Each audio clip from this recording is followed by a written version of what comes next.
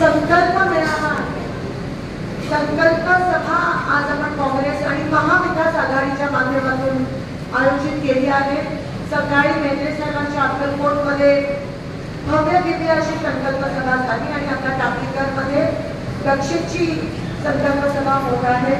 तुम्ही एवढा प्रतिसाद या संकल्प सभेला दाखवला त्याबद्दल तुमचे मनापासून आभार मानते।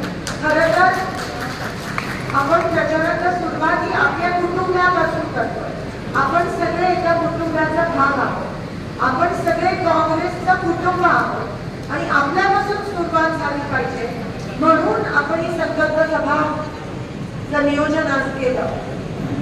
आपण बघतो की मागच्या 10 वर्षात सोलापूर जिल्हा, सोलापूर लोकसभा मतदारसंघ हा पोरका झाला आहे। मागच्या 10 वर्षात बीजेपीचे 2 खासदार त्यांचा पंतप्रधान असून सुद्धा सोलापूरसाठी काही करू शकले नाहीत। एक प्रकारचा अन्याय आणि लोकांचा विश्वासघात या बीजेपी सरकारने केला आहे। आज तुम्ही कसं बघितलं तर प्रत्येक काँग्रेसच्या कार्यकर्त्यामध्ये ऊर्जा असायला पाहिजे, कारण का बीजेपीने एकही काम केलं नाहीये सोलापूरमध्ये।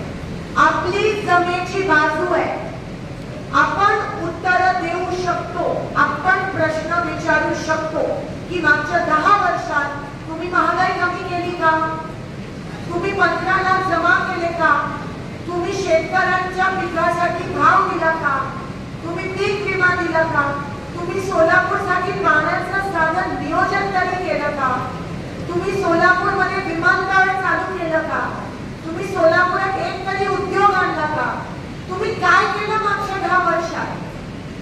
हा एवढे 5 जरी प्रश्न विचारले तर विरोधकाकडे काहीही अजेंडा राहणार नाही। लक्षात घ्या ते ही निवडणूक फक्त मोदींवर लढवतायत, त्यांचं कॅम्पेन फक्त मोदी आहे, पण लोक हुशार झाले। मागच्या 2 वेळेस लोक बसले असतील पण दूध का जला पर छाछ फूक फूक के पीता है, ह्या वेळेस बसणार नाहीये लोक। लोकांनी ठरवलंय की मोदींनी काही केलं नाही आणि ह्या वेळेस प्रस्थापितांच्या विरोधात म्हणजे अँटी इन्कम्बन्सीची लाट खूप मोठ्या प्रमाणात आम्हाला गावोगावी दिसून येते, पण आपण गाफील राहून चालणार नाही। मागच्या वेळेस पण जेव्हा शिंदे साहेबांच्या प्रचाराला मी फिरायचो तेव्हा म्हणायचे तुम्ही घरी बसा, शिंदे साहेब निवडून येतात, की एक स्टेटमेंट आहे तुम्ही घरी बसा। पण तसं जाऊन नाही, आपल्याला जाऊन लोकांमध्ये लोकांना पटवून द्यायचंय की मोदी आणि भाजपने मागच्या 10 वर्षात आपला खूप मोठ्या प्रमाणात विश्वासघात केला आहे। आज तुम्ही गावात जर फिरला नाही तर कोण फिरणार? विचार करा, 5 आमदार भाजपचे, खासदार भाजपचे, कार्यकर्ते भाजपचे तर फिरणार नाही, पण लोकांचा आवाज कोण आहे? लोकांचा आवाज काँग्रेस आहे, लोकांचा आवाज तुम्ही आहात आणि म्हणून आपण शिकायला पाहिजे। आपल्यासाठी आपल्या लोक वाट बघताय की काँग्रेसचा कार्यकर्ता आपल्या घरापर्यंत कधी येणार आहे। लोक वाट बघतायत कारण लोक वैतागले, पण उद्या ते म्हणते की आम्ही ठरवलेलं काँग्रेसला मतदान करायचं, पण काँग्रेसचं कोणी आमच्या घरी आलंच नाही, तर मग काय करणार? आणि लक्षात घ्या ही निवडणूक आपण एका खासदारासाठी, आमदारासाठी, सत्तेसाठी करत नाही आहोत। ही निवडणूक ज्यांच्या रक्तात काँग्रेस आहे, ज्यांच्या रक्तात काँग्रेस आहे, ही निवडणूक आपण देशासाठी करतो। ज्यांच्या रक्तात काँग्रेस आहे ह्यांनी ही निवडणूक लढली पाहिजे, ही माझ्या एकटीची निवडणूक आहे। जर तुमच्या रक्तात काँग्रेस असेल तर तुम्ही 100% त्या करापर्यंत पोहोचाल आणि मोदी आणि भाजप विरोधात बोलणार म्हणजे बोलणार।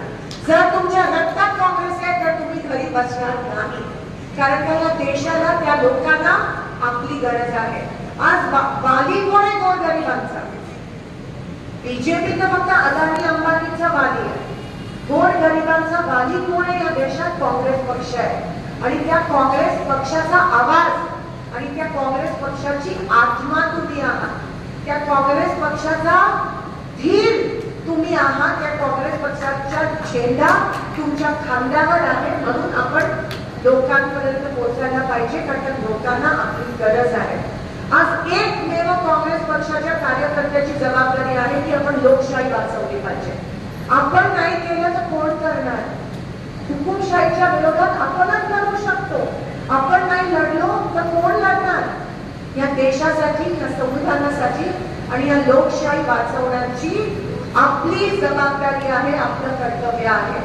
नाहीतर ही तुमच्या माझ्या आयुष्यातली शेवटची निवडणूक असेल. शेवटची निवडणूक असेल जर आपण लढलो नाही तर. आणि म्हणून ही सर्वात महत्वाची निवडणूक आहे आपल्या आयुष्यातली. सर्वात मेक और ब्रेक. लढेंगे या मरेंगे. मेक और ब्रेक. लोकशाही टिकेल नाही तर लोकशाही संपेल.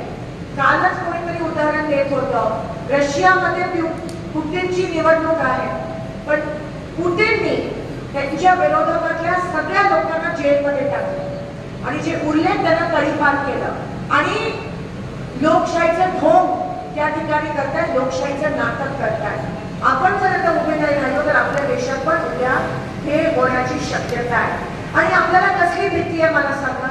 आपल्यावर ईडीचा दबाव नाही आहे. दिल खुलास आपण बोलायला पाहिजे. दिल खुलास आपण बोलायला पाहिजे आणि मोदी आणि बीजेपीच्या विरोधात आपण बोलायलाच पाहिजे. आपल्याला कोणतीही भीती नाही आहे, लक्षात घ्या.